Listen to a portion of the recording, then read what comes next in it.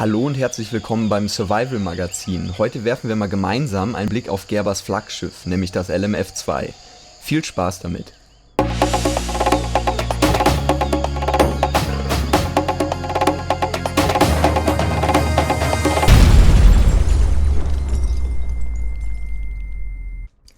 So, dann werfen wir zunächst mal einen Blick auf den Lieferumfang, also auf das, was man für seine knapp 100 Euro bekommt. Das Messer kommt in einer soliden Kydex-Scheide, die das Messer echt bombenfest hält und auch Molle-kompatibel ist. In der Kydex-Scheide ist ein kleiner Messerschärfer verarbeitet. Der ist natürlich nicht für den Wellenschliff geeignet, aber finde ich ganz nützlich, wenn man mal draußen unterwegs ist, um das Messer so halbwegs scharf zu kriegen. Die Tasche kann vertikal an fast jedem Gürtel getragen werden, weil die Riemen dafür breit genug sind. Und da hier so viele Löcher und Schlitze sind, lässt sie sich mit ein bisschen Paracord irgendwie an fast allem befestigen, würde ich jetzt mal behaupten.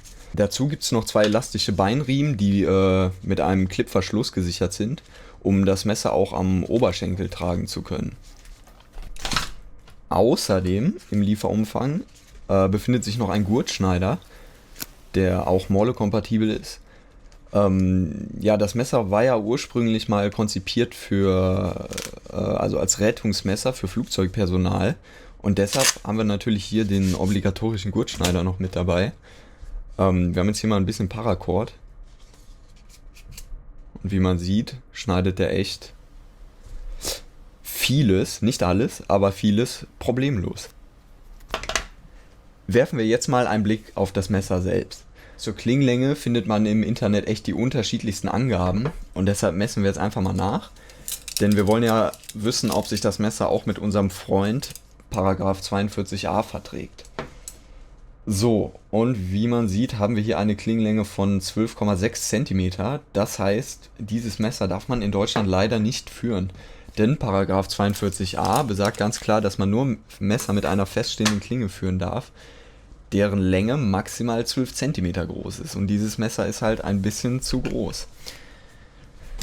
Ja, wer also denkt, bei der nächsten Shopping-Tour trage ich das am Gürtel, ne, den muss ich leider enttäuschen.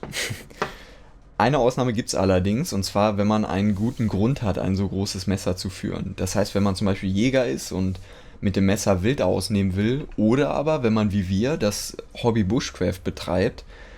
Das ist auch ein triftiger Grund, denn jetzt mal ganz ehrlich, also ich habe keine Lust, demnächst mein Feuerholz mit einem Schweizer Taschenmesser zu spalten. Insgesamt ist das Messer 27 cm lang und wiegt 547 Gramm. Also mit ein bisschen mehr als einem halben Kilo haben wir es hier eindeutig mit einem der schwereren Outdoor-Messer zu tun. Ich finde allerdings, ein Messer ist ein Werkzeug, und da fühlt es sich doch viel besser an, wenn man was richtig Robustes in der Hand hat. Der Stahl, der hier zum Einsatz kommt beim LMF2, ist ein 420er Kohlenstoffstahl, der rostfrei ist und zusätzlich noch durch eine schwarze Oxidbeschichtung vor Korrosion geschützt ist. Wie lange die Beschichtung drauf bleibt und was die taugt, das kann natürlich nur die Zukunft zeigen. Ja, der 420er ist bei den Messerspezialisten, sage ich mal, nicht allzu beliebt, weil viele sagen, dass er einfach nur der Billigstahl von Gerber ist. Allerdings muss ich sagen, dass er sehr robust ist und sich gleichzeitig schnell auf eine gute Gebrauchsschärfe bringen lässt, also im Prinzip optimal für den Outdoor-Einsatz geeignet ist. Durch den hohen Kohlenstoffanteil hat der Stahl auch eine höhere Schnitthaltigkeit als viele andere Stähle in diesem Preissegment. Ja, das Messer hat einen konvexen, balligen Anschliff und ab der Hälfte einen Wellenschliff. Der Klingenrücken ist 5 mm dick und nicht entgratet, das heißt, wir haben hier einen 90 Grad Winkel. Und damit ist der Klingenrücken scharf genug, um jeden x-beliebigen Feuerstahl zu entfachen. Der Griff vom LMF2 besteht aus gummiertem Plastik und fühlt sich recht gut verarbeitet an. Das Gummi sorgt beim Arbeiten für einen guten Grip, und die Daumenrampe verhindert, dass man selbst mit großen Fingern oder Handschuhen beim Arbeiten abrutscht. Ja, der Griff hat gleich 3 Lanyard-Holes, die alle 3 groß genug sind, um einen 550er Paracord durchzuziehen. Und damit ist das Messer natürlich optimal geeignet, um in Survival-Situationen als beispielsweise Speer zu fungieren. Auf der Rückseite des Griffs haben wir einen großen Glasbrecher, der an einer Seite abgeflacht ist und somit auch als Hammer fungieren kann. Damit kann man zum Beispiel Nägel reinschlagen, wie man hier schon sehen kann. Oder auch eine Nuss knacken, wenn man mal unterwegs ist und eine Nuss findet und die essen will. Dafür ist das super geeignet. Ja, durch das große Schlagelement ist der Schwerpunkt vom Messer ziemlich weit hinten am Griff. Also am Anfang fühlt es sich recht ungewohnt an.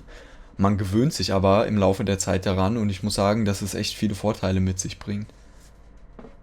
Das LMF2 ist kein Fulltang-Messer, das heißt die Klinge geht nicht bis ganz hinten durch, sondern endet nach ungefähr 2/3 hier im Griff.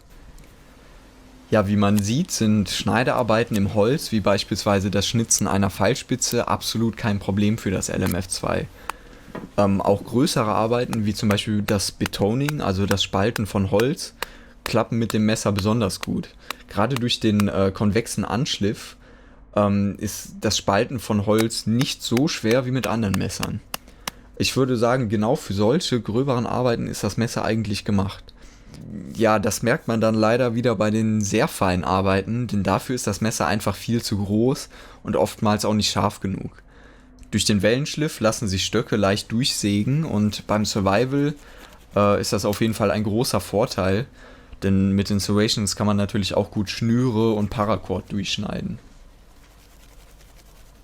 Ja, für 100 € bekommt man hier ein sehr robustes Outdoor-Messer von Gerber, mit dem sicher viele Leute ihre Freude haben werden. Für Leute, die jetzt 1- bis zweimal im Jahr wandern gehen und sich damit mal einen Apfel schälen wollen, eignet sich das Messer natürlich nicht wirklich, denn allein schon wegen dem Gewicht von 500 Gramm ist es einfach sehr sperrig im Rucksack. All diejenigen jedoch, die gerne mal eine größere Tour machen und dabei auch auf ein Zelt verzichten und sich selbst einen Unterschlupf bauen wollen oder Feuerholz spalten, die werden auf jeden Fall ihren Spaß mit dem LMF2 haben. Das Messer ist einfach ein guter Performer und hält auch einiges aus. Die Kydex-Scheide ist auch gut verarbeitet und auch der restliche Lieferumfang ist so gut, dass wir finden, dass sich da andere Messerhersteller ruhig mal eine Scheibe von abschneiden könnten. In der Videobeschreibung haben wir für euch mal den günstigsten Link von dem Teil reingehauen. Ja, wir hoffen, wir konnten euch bei eurer Kaufentscheidung helfen und wünschen euch viel Spaß bei eurer nächsten Tour.